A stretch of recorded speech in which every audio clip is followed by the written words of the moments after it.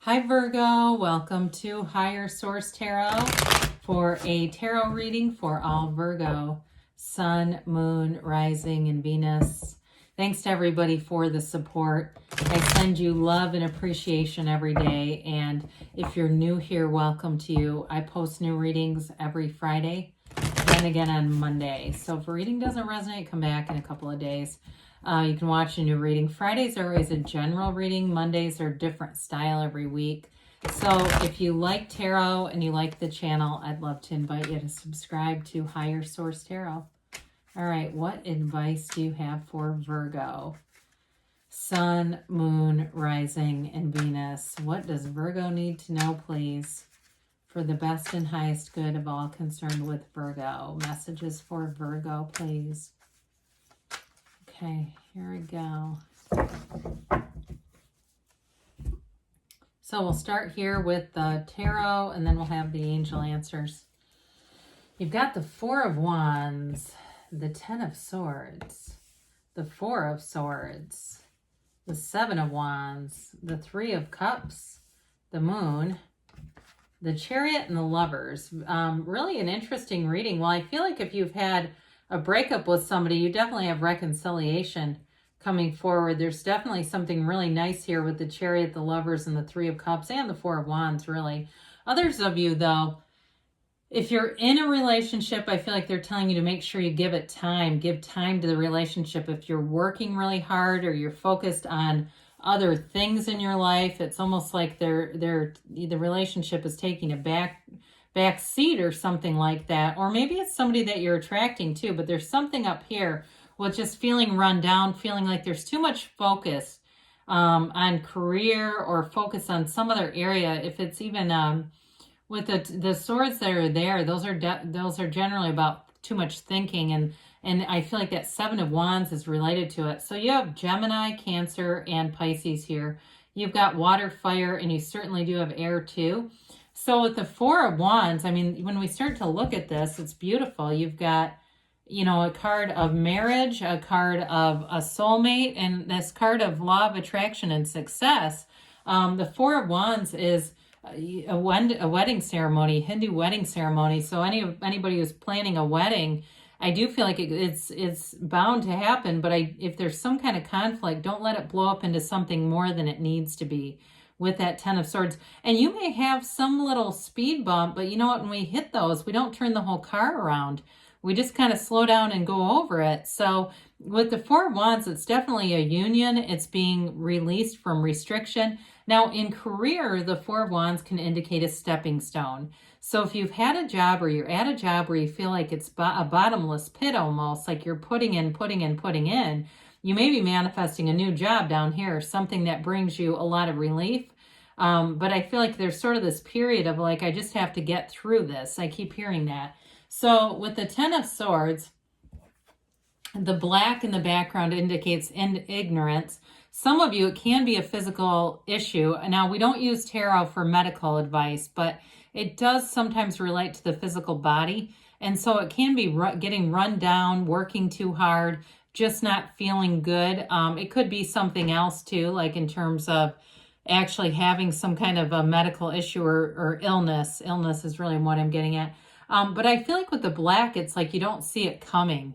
So again, it may be something you could alter.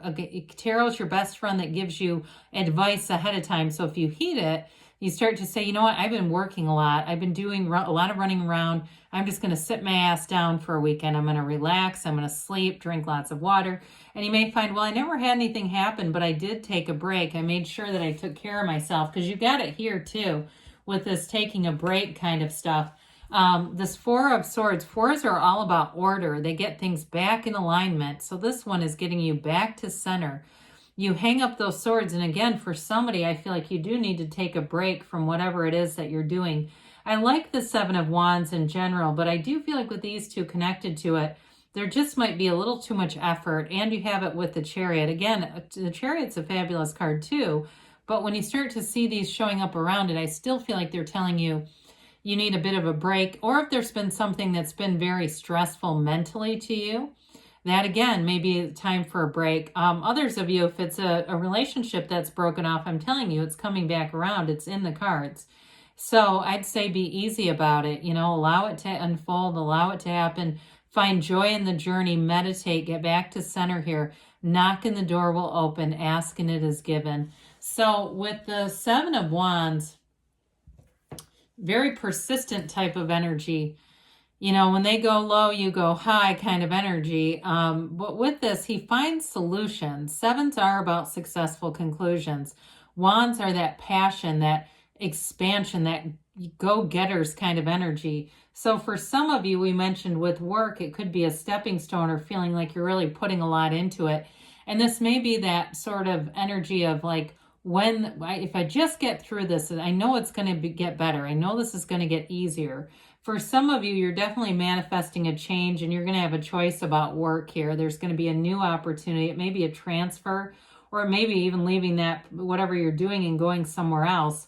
I do see though, for somebody, it's like a transfer to either a different apartment or a different building or something like that.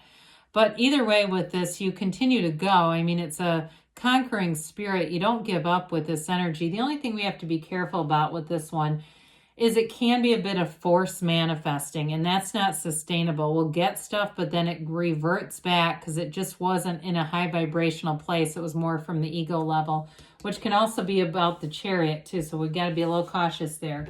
Three of Cups is also very celebratory.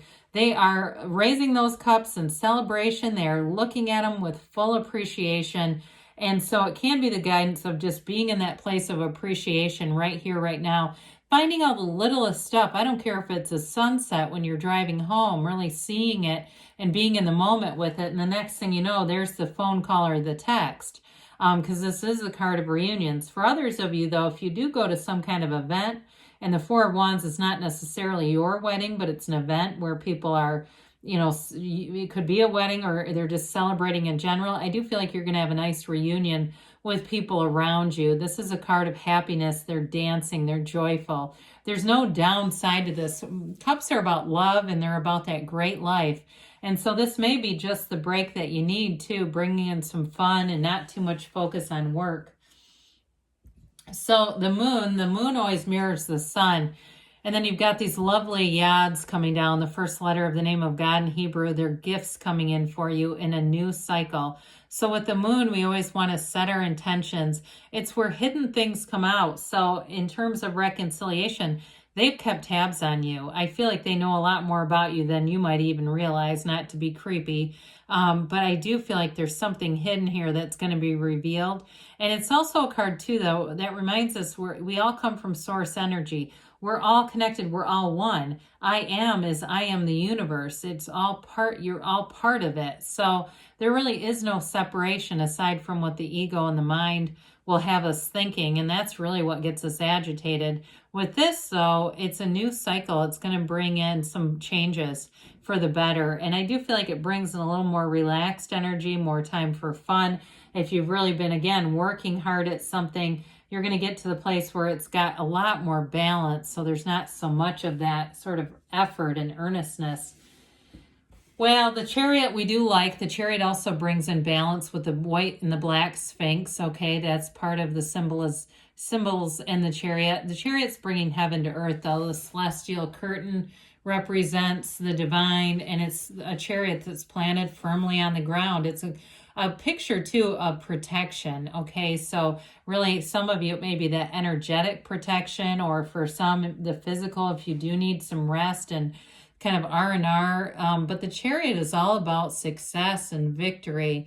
It's triumph, and it's also very inwardly kind of driven energy. So with this, you're using your mind to create. You use your mind, you have those intuitive thoughts, but you also have to manage the feelings, because the feelings are the real secret to this. That's what really drives it forward.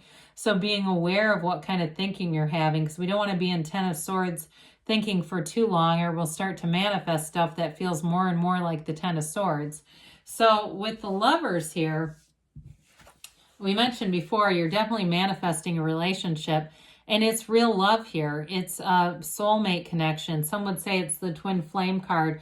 And when we talk about that, you know, soulmates really push your buttons, but that twin flame holds the damn button down. And sometimes those are on again, off again kind of relationships.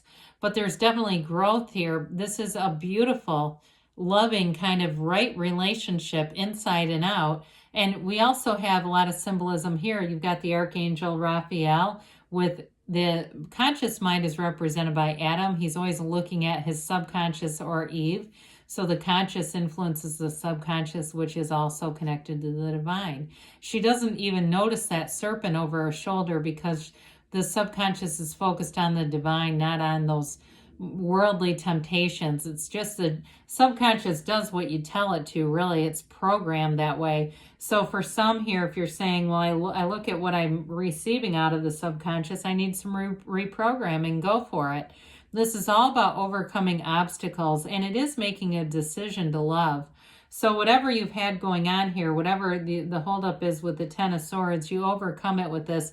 And even really with the Seven of Wands, it's all about overcoming that and moving forward in a way that's going to bring in love. I mean, there's definitely a relationship here that grows, and love is never destroyed. I mean, it exists. Energy is never created or destroyed. We know that. All right, let's see here what the angels have to say for you, Virgo.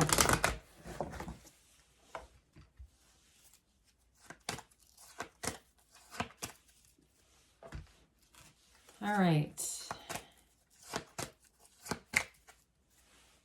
All right, you've got here, communicate clearly. We know that the universe hears your heart. Your mind might say one thing, but your heart will whisper the truth. And the universe will co-create with the energy of your heart. Ask your angels, they say. So ask and they'll tell you. They'll give you messages in the way that you can receive them. They say compromise. So for some of you, you may say, I can't let up now. I've got to keep going. Well, it's not telling you completely quit. But again, there may be some need for some self-care in here. They say you have perfect timing and they give you a yes. Okay, so good things are on the way, Virgo. I love you and I'll be back again soon.